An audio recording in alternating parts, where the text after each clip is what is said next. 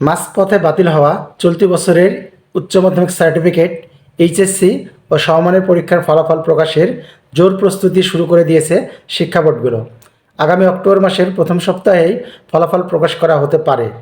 যেসব বিষয়ে পরীক্ষা হয়েছে সেগুলো খাতা মূল্যায়ন করে এবং বাকি বিষয়গুলো সাবজেক্ট ম্যাপিংয়ের মাধ্যমে ফলাফল প্রকাশ করা প্রস্তুতি নিয়েছে শিক্ষা বোর্ডগুলো। সাবজেক্ট ম্যাপিং হলো একটি বিষয়ের পূর্বের পরীক্ষার প্রাপ্ত নম্বরের গড়।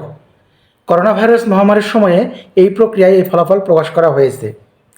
সুতরাং এবার এইচএসসি ও সমমানের পরীক্ষা যেসব বিষয়ে পরীক্ষা হয়নি সেগুলোতে নম্বর দেওয়ার ক্ষেত্রে এসব বিষয়ে জুনিয়র সার্টিফিকেট জেএসসি এবং মাধ্যমিক স্কুল সার্টিফিকেট এসএসসি ও সমমানের পরীক্ষার প্রাপ্ত নম্বরের গড় করা হবে।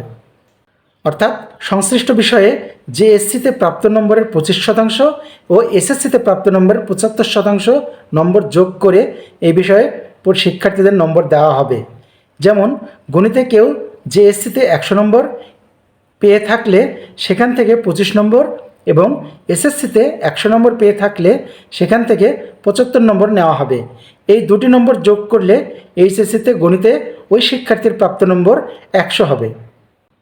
করোনা মহামারীর কারণে 2020 সালে এইচএসসি ও সমমানের পরীক্ষা না হওয়ায় সব পরীক্ষার্থীকে পাশ করানো হয়। তখন এসএসসি ও জেএসসি সমমানের পরীক্ষার ফলের ভিত্তিতে এইচএসসি পরীক্ষার ফল মূল্যায়ন করে ফলাফল প্রকাশ করা হয়। শিক্ষা বোর্ড থেকে এসএসসি ও সমমানের ফল প্রকাশের প্রক্রিয়ার প্রস্তাবটি পাওয়ার বিষয়টি গতকাল নিশ্চিত করেন শিক্ষা মন্ত্রণালয়ের ঊর্ধ্বতন এক কর্মকর্তা।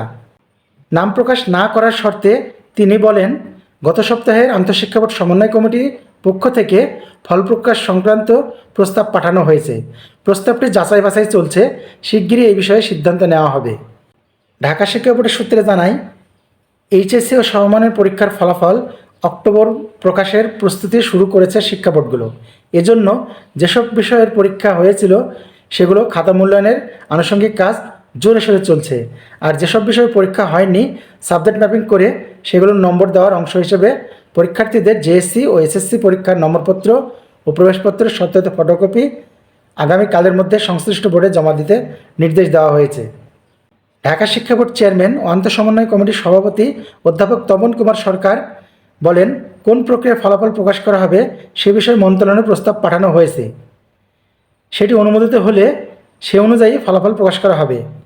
কী প্রস্তাব দেওয়া হয়েছে এমন প্রশ্নের জবাবে তিনি বলেন, প্রস্তাবটি অনুমোদন না হওয়া পর্যন্ত কিছু বলা সম্ভব নয়, কারণ প্রস্তাবটি অনুমোদন হবে কি বাতিল হবে আমরা কিছুই জানি না। তো প্রিয় শিক্ষার্থী বন্ধুরা, তোমাদের ফলাফল তৈরির একটি প্রস্তাবনা শিক্ষা মন্ত্রণালয়ে পাঠানো হয়েছে। যদি সেটি অনুমোদিত হয় তাহলে খুব শীঘ্রই তোমাদের রেজাল্ট প্রক্রিয়া শুরু হয়ে যাবে এবং আগামী মাসের অক্টোবরের প্রথম সপ্তাহেই এই তোমাদের রেজাল্ট প্রকাশ করা হবে।